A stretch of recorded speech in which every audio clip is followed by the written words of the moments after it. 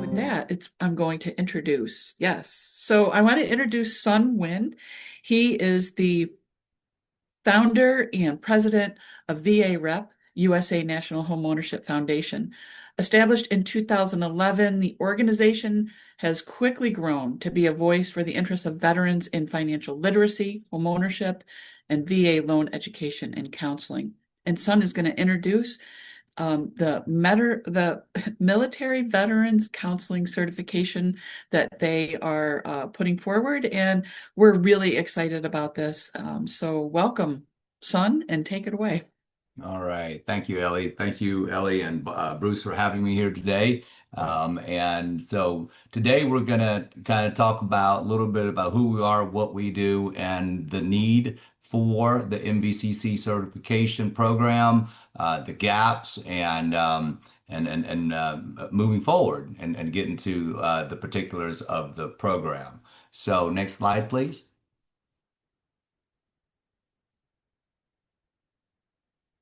All right. So VA Rep, our legal name is USA Homeownership Foundation, DBA VA Rep. We are a California-based 501c3 nonprofit. We're also registered as a 501c19, which gives us our VSO, Veteran Service Organization structure as well.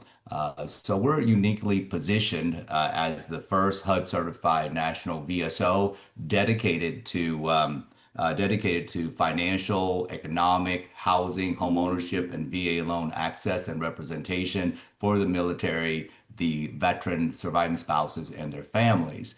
That's a unique distinction to have because while there are many veteran service organizations out there, none of them are in that space or focus on that space. And the housing assistance they do give is focused on the homelessness space and also disability, pension, educational, the other core benefits. And so we're proud of that. We, like I said, founded in 2011 to fulfill that gap. Our mission is to assist veteran service members, surviving spouses with financial stability, housing security, sustainable homeownership, economic opportunity, and VA loan access. Next slide, please. All right. So why did we step forward and create MVCC? Why does that matter? Well, a recent report that was led by the Government Accountability Office that was released in April of 2025, along with some other studies, and I just bulleted here for you, up to 81% of service members and veterans report financial stress. 16% of active duty service members are financially illiterate. 63 of military families face financial stress. Up to 65% security replications are linked to financial instability. It's at its highest point was in 2000, and I think they did that in 2014, and that at that rate it was up to 80% of the security clearances, which are critical to mission readiness in the military. They were either denied or taken away for financial reasons, and that to me is just not acceptable. But it's gone down, which is a good thing. Only 13% of eligible veterans use their VA home loan benefit. If you look at that, and some people have said to me, Son, in the veteran space, about 78% are homeowners. That's a good thing, right? That number is high. But if 78% are homeowners, the disparity that only 13% of them have used their VA loan benefit, right? That's a disparity that is not acceptable, and it's lack of awareness, it's lack of support and access, and so we want to change that as well. And right now, VA loan defaults rate is skyrocketing to a tune of over 150,000, of which approximately 60,000 of those are 90 plus days delinquent, and the rest are about 30 plus days delinquent. And that is not acceptable as well. And for those who were on the call last week, there are measures being done, but it's just right now with the government shutdown, we don't know when they're going to be implemented to help the veterans with the current partial claim. So stay tuned for that. All of these points together is why we as a VSO, HUD approved VSO, said, you know what, the time is now. We need to do something about it, and the best way we can do about it is to train and come up with a program for the HUD certified counselors and give them a track to better serve the population, right? Military competency for what's needed out there. Next slide, please. So here are the systematic gaps. We kind of touched on them. Okay. Right now, the DoD has a financial readiness mandate that's not being properly implemented. Um, what the mandate says is that it establishes the 12 touch points during the service life cycle, from reporting to duty, your first duty station, PCS, deployment, marriage, childbirth, all the way into separation. And the mandate essentially says that the service member is supposed to get financial literacy, education, and counseling services. But it's not happening. You have statute that's not being properly implemented. Okay. And so what the study found that what is being implemented, right, during the life cycle is not consistent. Okay. The VA, and there's no VA loan education. Okay. That's just financial literacy, and there's no housing. So that completely is not being presented either, or not being required to. So the mandate's only for financial, and it's not consistent. It's not being tracked. Okay, and throughout the whole process. And the study also showed that it's not being delivered by qualified financial counselors. All right. So currently right now, the DoD has two major government contractors providing the financial literacy education, and so they're doing a great job for what their tranche is.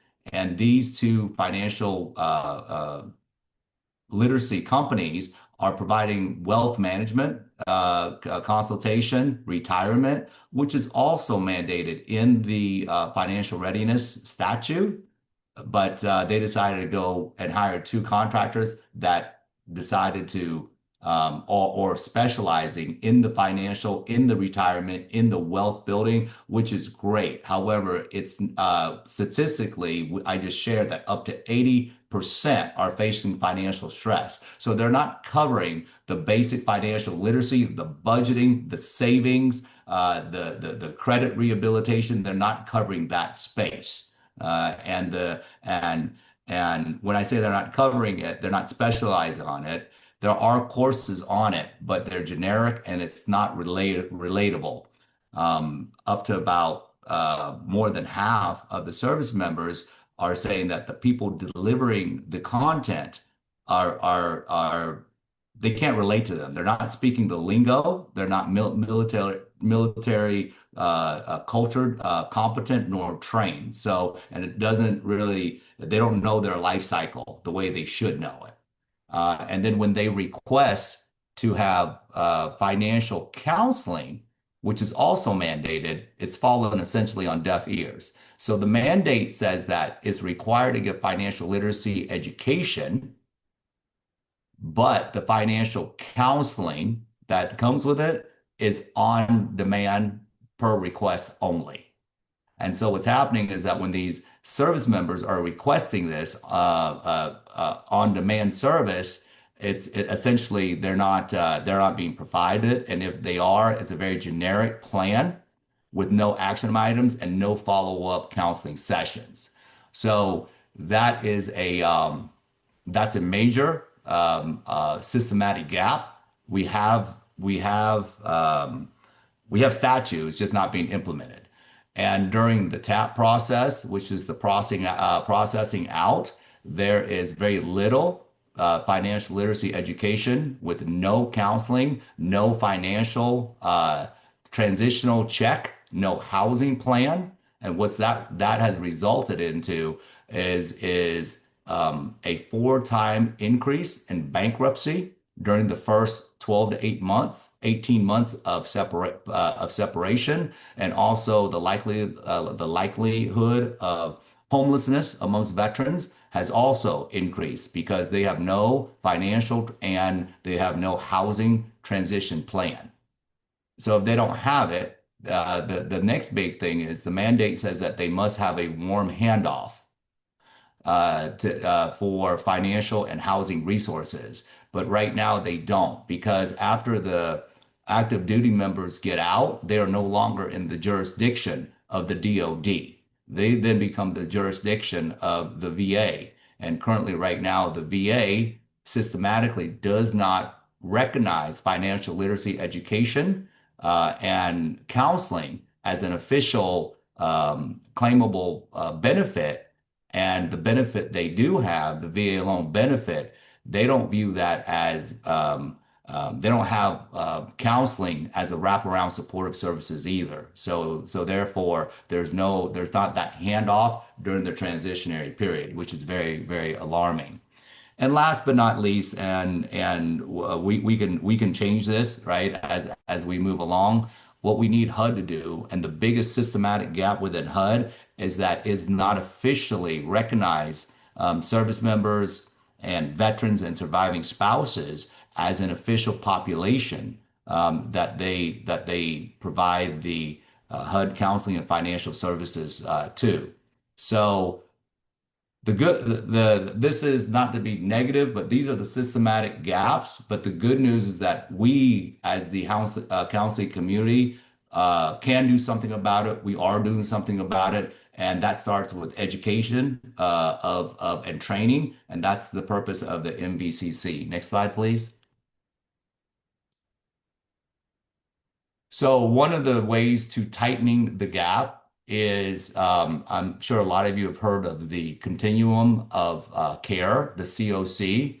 The continuum of care, it's great, but that's HUD's model of their partnership with the VA as a reactive to veteran homelessness. Most of you are familiar with the HUD VASH program, the SFVF program. The per diem program. Those programs are good for what they are, but that's when a veteran is on the verge of being homeless or actually homeless. Okay. So what we're proposing is that during the VSO model has the continuum of service, and that's a holistic view upstream, starting when they sign up through MEPS, when they report to the first duty station, throughout the 12-point touch point, extending into TAP, post separation with a warm handoff, picked up by the VA, right, and taking care of them with all aspects when it comes to financial literacy, housing, and home ownership. And so, as we all know, I mean, I've been told a lot, Son, home ownership it's a luxury, And I said, yeah, it might be a luxury. That's a light at the end of the tunnel, but housing is a right. It's a right that you have to start on the path. You have to be financially stable. You have to make good decisions, right? You will have to have security for housing, and then the light in the tunnel. You can achieve the American dream that the military men and women and veterans all serve for. So that's the difference between the continuum of service versus the continuum of care. One is reactive, and the other one is proactive. Also, another thing that we need to do to tighten the gap is interagency integration. Okay. Right now, I've spoken to the powers that be at HUD and the VA, and for whatever reason, they don't want to be progressive to build the bridge to be proactive. And so we need to tighten that gap, and they need to cooperate before the veteran gets to be homeless. And like I mentioned before, population recognition by not just only HUD to expand the services to those populations, but also for the VA to recognize and also the DoD to create an interagency agreement and recognize that the counseling, the financial, and the housing aspect of it is worthy, right? To expand the services to and recognize the population. And then we have culturally competent housing counselors. Once again, that's why we came up with the MVCC certification program. And as I mentioned, the VA home loan benefit is much more than home ownership. It is inclusive of everything, including home ownership. Next slide, please. So let's get into the program structure and the fees. So we launched our first class, a soft launch at our this past week and a half at our national convention in San Diego. Thank you for those on the call. It was a pleasure meeting with some of you. It was great to get the feedback. And based upon that, what we're doing right now into March 1st is we are rewriting the course. We're consolidating it, and what you see in front of you will be delivered by March 1st, 2026. It's essentially 3 core courses at $250 each: exam prep, certification exam. So it's going to be approximately 21 hours, right, for the certification track. And we are writing this as though we are also currently working with the powers that be at HUD, DoD, and VA to recognize this as a bona fide track, whatever agency decides to give it the accreditation that it needs. In the meantime, we can't wait for that. We're giving it our own accreditation. We have the experience to do it, as we're also a CE school in 10 different states, and to maintain a database. It starts out with MV100, which is Housing Counselor Boot Camp, and then MV101, the VA loan, MV102, VSO Continuum of Service, and then the MV103 is the exam prep, and then MV104 is the certification exam. That is the MVCC program certification path by the numbers. Next slide, please. So the delivery method is going to be a couple ways. One way is live in-person 5-day intensive class. The other way will be an online learning management system as well. And then the third way is a combination of online and virtual, whereas the online is the test taking, and the virtual would be live virtual courses through several weeks. We are in the process of finalizing, and so stay tuned with that. But that's the path we're taking. And so post certification, once you have a certification, our board has said, you can take and you get certified, but then what do you do? Okay, then you have to make sure that we have our certified MVCC counselors join our VA rep network, okay, with the professional subscription. And then we have 2 CE courses on an annual basis and a 3-year recertification process. This is, like I said, written very similar to like a HECM track or disaster track. So we can make sure that we are HUD compliant for future accreditation. But more importantly, why is it after you get certification that you need the ongoing CE and also the ongoing updates as being part of our network? It's vital. Everything is changing, right? And we want to make sure that that we provide a place within our network. We have a section called the Social Tribe, which is very interactive, peer sharing experiences. but also it's a place where we update. Let's say right now, one of the topics that we will be teaching is the brand new retirement DoD system, the blended retirement system, right? That they just came out with the TSP, the Thrift Savings Plan, and also the latest changes with the PCS orders that all of us need to know as we're on the front lines dealing with our active military and veterans. And so that's why the post conditions are the post requirements are a must to maintain and to give more experience. Next slide, please. So we and NHRC have an education partnership, and we are a supplement to the NHRC's core track of the Housing Counselor Career Path Training. And so for those who go through that program and they elect and they want to serve the military and veteran community, they would also then specialize in our track. And we're very proud of that partnership as we move forward, looking for lots of collaboration. Next slide, please. And that's all I have. A big thank you once again to Bruce and Ellie and to have me on the show. And I'm open to any questions you may have.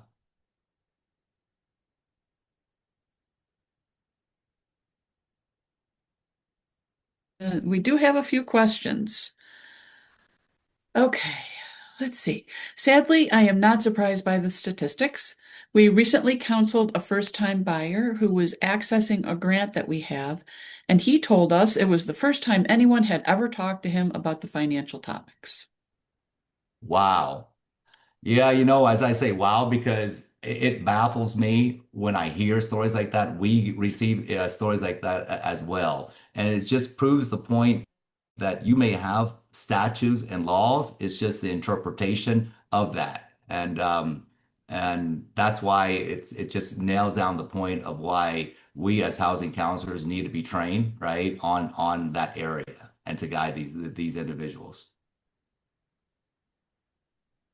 Okay, how can we research the population of vets in the communities that we serve? You know, it's difficult because the numbers are all over the place. We have those numbers, the best we have for you, right? In that, if you can just drop me an email, okay, I'll do my best. But the population, since it's not tracked as it is with the other groups. And the biggest thing is because it's part of the census, but it's not part of the Fair Housing Act. So therefore it's not tracked and the data is not required to go on the HUMDA either. But we'll do the best we can. So if you can email me, I'll get you that information. And Miss Ivy put Son's email address in the chat along with the link to the VA rep website. Okay, I was trained as a certified military housing specialist through USA Cares. How does this differ? I am also a veteran. I don't know how that is because I didn't go through their program. I could only speak for ours, right? Ours is written by housing counselors, veterans, right? Surviving spouses, active duty. It's also written by real estate, lending, and housing professionals. So I don't know what the difference. I'm sorry, but I can only speak for ours. Okay. Would VA rep be funding any certified counselor activities? We're in the process of putting together some grant programs to subsidize it. So stay tuned. We'll be rolling that out March 1st. And I will just add that NHRC and VA rep are working together to create a program in the state of Pennsylvania. So stay tuned if you're in the state of Pennsylvania. Okay, let's see. Going back to that question, a certification is a certification is a certification until you implement it, you make it, and you put life into it. I do know that. And I will tell you our passion, I as a Navy veteran, right, going out and leading this effort, my passion for those who know me is second to none. And with this, right, and what we're maintaining and being the maverick and the pioneers, is it's beyond just a certification, right? It's beyond that. It's in the background, and I am not at liberty to disclose right now. Our goal is to make sure that the people that are certified, right, with this specialization are able then to have an opportunity, a bat, right, to affect the lives of the 1.2 million active duty service members and the 17 million veterans, and putting that to good use. And that's all I'm limited to say right now. Let's just put it that way. This is beyond a certification. And I want to remind people, please put your questions into the Q&A box, not in the chat. I will lose track of them. And I'm not really paying attention to questions that are going into the chat. So please put them into the Q&A box. Thanks. Okay, can the training be taken/started at any time, or are there certain dates scheduled for the trainings? Yeah, so the answer is yes. It depends on what format you take. Next year, we plan to do a road show, a quarterly road show with at least a minimum of three, if not four. And so that will be the live 5 day intensive training as we go from West Coast to East Coast. But at any time, the course will be available 100% on the learning management system. And the third choice is we're also going to run it with online, but also live virtual training as well. So yes, at any time. And then what we're going to do is at our convention next year in Jacksonville, Florida, October 25th through the 27th, we're going to have our two CE courses available for those who would like to go and take that live, for those courses to satisfy that requirement. Okay, great presentation. Thank you. Once counselors are trained, how do the clients get to them and who pays for the services? That's up to that's up to your agency, right? Whether it's paid by the consumer or whether it's paid by a funder. Okay. And I would say that after you get trained and you get certified, our goal is to maintain, our goal is to maintain that database, right, of certified MVCC counselors. Our goal is to, as I stated before, I'm not at liberty to say right now, but our goal is to also be able to help market, not individuals, but market the MVCC, and they can go and look at our database to the military and veteran community. I can only speak for us, right? Not for your personal marketing. So I think, I mean, what I'm hearing is the certification is just for any housing counselor who's already a HUD-certified housing counselor and wants to kind of extend and expand their certification and their knowledge. Especially if you're in an area where there's a lot of veterans. This would be a training that you could utilize to help you understand the best way to address issues with veterans. And because one of the things that I've learned in our partnership with VAREP is that there is a whole different culture and language, and that if you don't understand it and don't know how to engage in that language and in that culture, there's a level of mistrust. So this training can help you understand what is it that I need to really be aware of and know about in order to truly help active duty military and veterans in this financial situation that they're in, whatever it might be. It is a way to help build trust with the person in front of you, that you can use the lingo and that you understand the culture. And I see Bruce, you popped on. Did you want to say something? Well, thank you for that. Yeah, well, I definitely want to reinforce what Ellie just said about the cultural aspect of this, which I think is a particularly strong part of the program that Son is working on. But on the previous question about marketing, we are hearing from lenders who want to engage more with VA people who to get VA loans or people who have VA loans. I know LA has done work with Freedom Mortgage, um, Miss Ivy in LA. Um, and we have heard that a little bit from other lenders as well. So that's a real opportunity. Certainly, if you have military bases close to you, that's a real opportunity as well. And that there may be funding sources both on base and off that would be willing to support this, sometimes just because they are very sympathetic to the situation of veterans, sometimes because they have their own particular tie into this, that if there's more mortgages to be written, more foreclosures to be prevented, more financial stability for the household, more ability to handle rents, all those things, that's a value proposition that would make this of some value, particularly on places where you have concentrated populations. I want to add to that. I want to say, Bruce and Ellie, thank you for that. I had a right before I got on the call this morning, I finished up a call um, with almost at the very top of the National Guard units, right, in the United States, and they're like, "Do you have people certified that could military competent enough to speak to the Guard?" And I'm like, we're working on it. Give me time. I did that with the reserves units last week. And so our goal right now is we don't have nowhere do they have where as a database where they can go to, right? To say here they've been trained on this. They're getting continuous training, right? And they're feeling like because one of the biggest um, areas when a veteran or an active duty service member or a guard component or a reserve component speaks to like a counselor or what have you, they're just not feeling they understand their situation.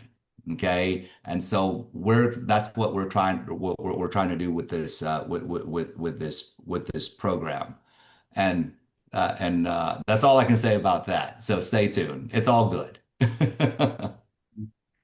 Okay. Well, along the lines and similar to something that Bruce mentioned, we have a National Guard base in our service area. My organization offers pre-purchase counseling and financial literacy. How would you suggest approaching them to partner? Well, I would definitely hold off. I would get this certification. I would just take that offline, right? And I probably would help you to help start that conversation. It's just depending. I don't have a one size fits all as we're navigating this space. So it's Sophia who answered that question. So Sophia, or who asked that question, excuse me. Sophia, I suggest you email Son. It sounds like he's willing to help you figure this out. Okay. Let's see. I had a lender reach out to me, and the VA would not accept a short sale on this property, instead foreclosed on the property. And can I get a little more information Yeah, about I'm that? not sure what the okay. Um, all right, sorry. There was a previous question. I didn't catch Oh, the what is a good contact if we have clients that are being, I don't think deported is the right word. I think they're deployed, and need to short sell their home. I had a lender reach out to me and the VA would not accept a short sale on the property and instead foreclosed on the property. okay.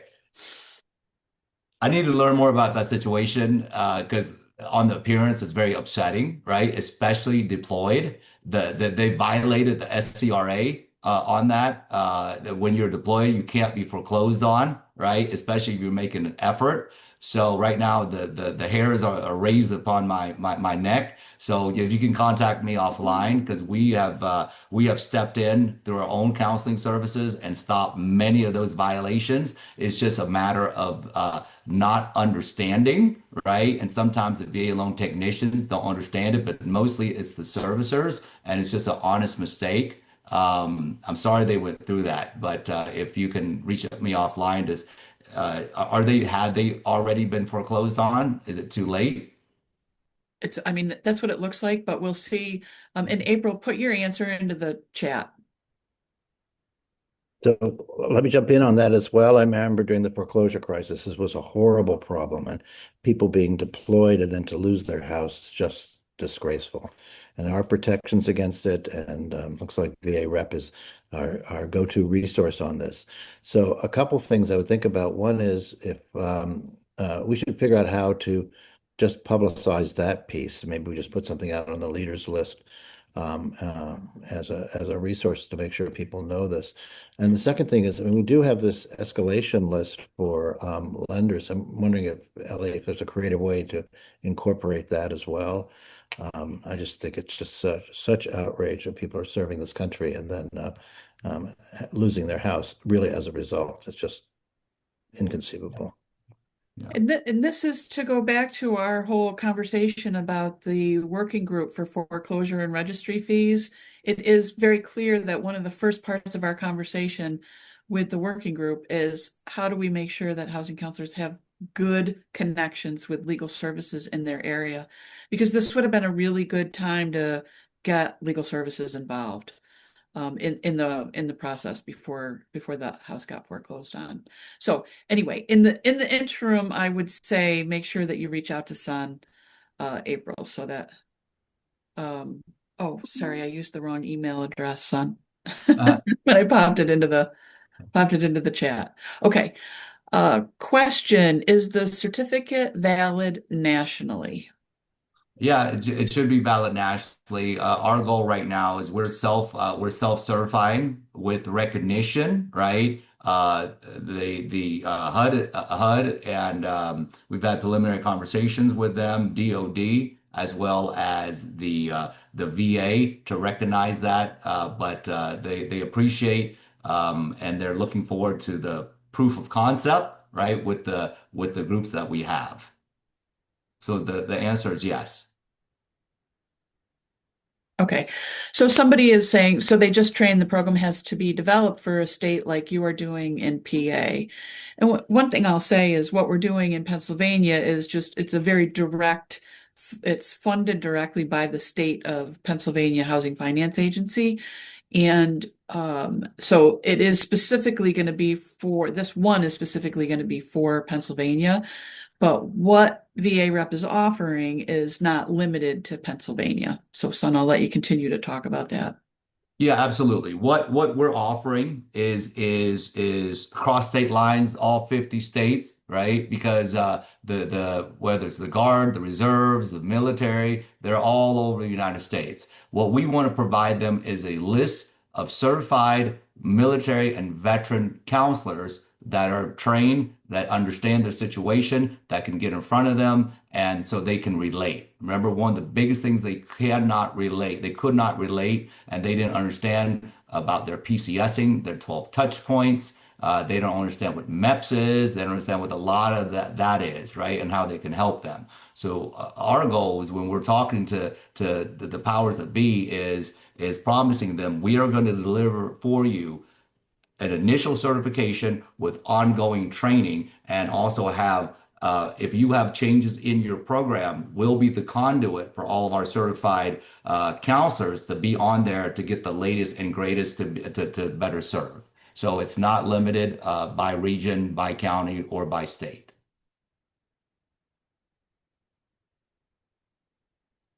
Someone is asked before the question about is it national? This person also wanted to ask, wanted to add to that, how do they leverage being certified through the training? I think one of the things was you mentioned another question somebody asked was about reaching out to the local National Guard base, and you had said, wait until you're certified and then talk to them. So talk a little bit more about that, Son. Yeah, at the end of the day, I think we need to put service before business, right? And I think we just need to prepare ourselves for and then go out and seek the business. With that, be prepared to go out and make the proper presentations, right? And do your research. So, just like you would market to the others. It's harder as you all know, you're asking these questions because the reason why it's hard to get on the bases is because it's called a captured audience, a captive audience.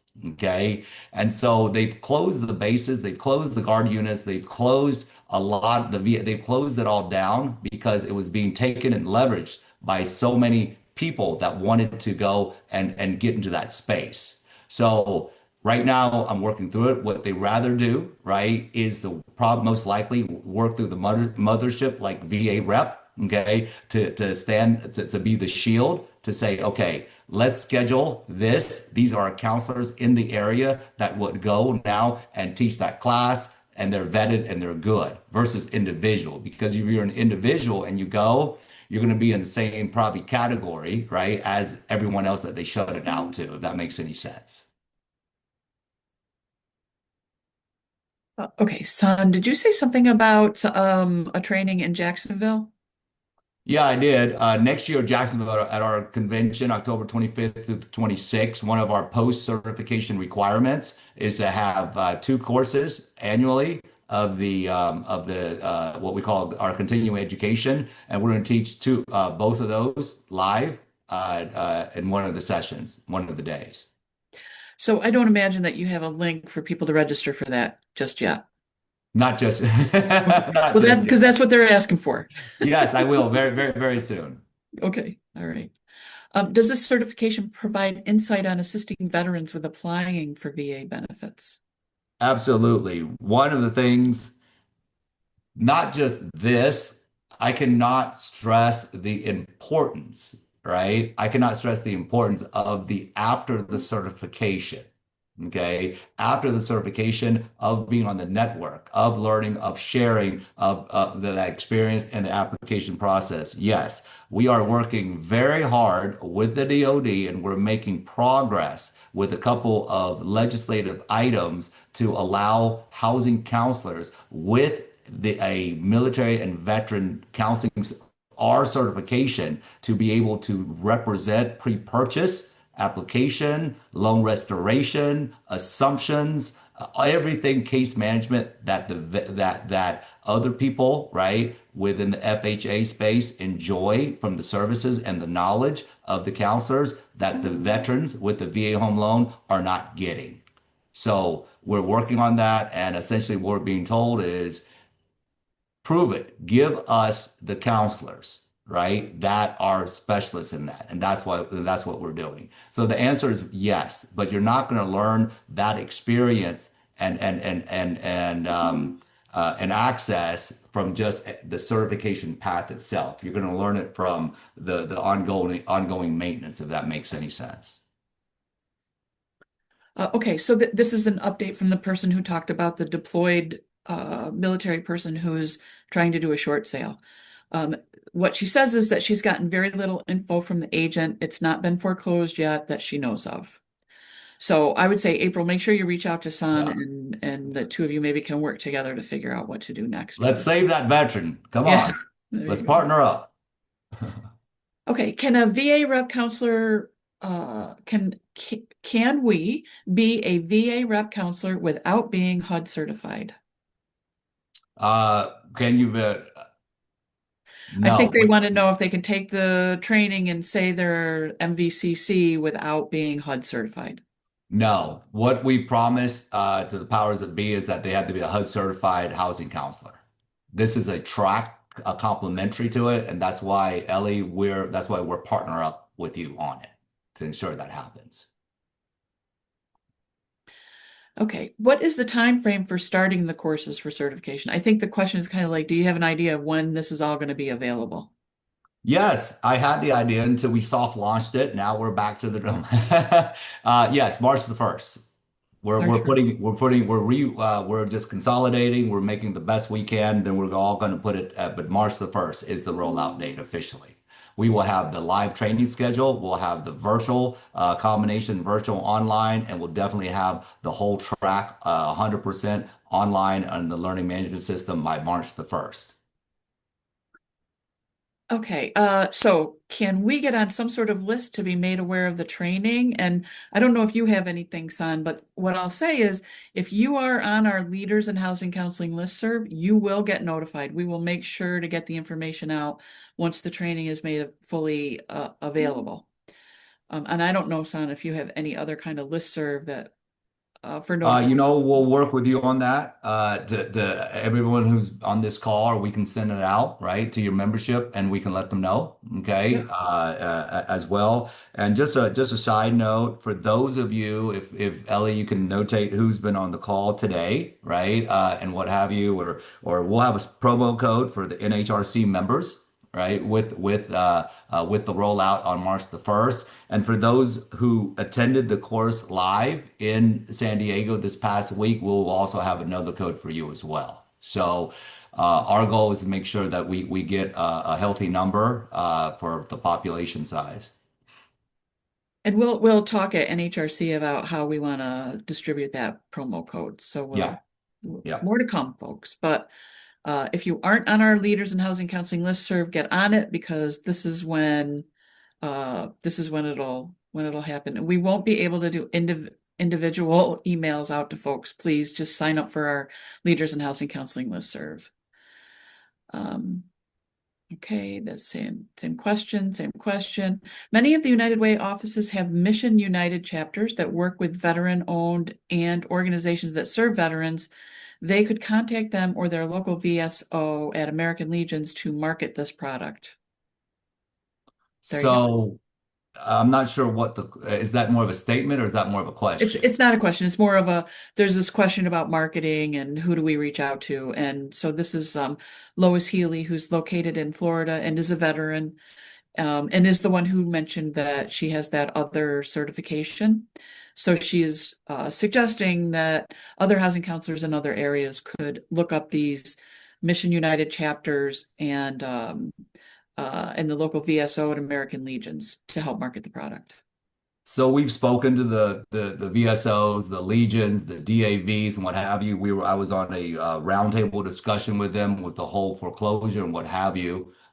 So our goal is to get national MOUs with them to promote it to their members as well with this certification the sample size grows. There'll be our conversation. They'll be looking to us to make sure.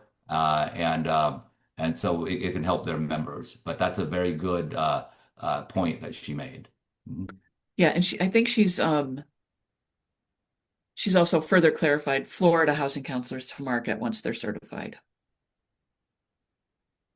So, and that is the end of our questions, Son. And thank you very much for your time. This has been really great. It sounds like there are a lot of housing counselors who are really interested in this and taking advantage of it. So with that, I'm going to hand it back to Bruce to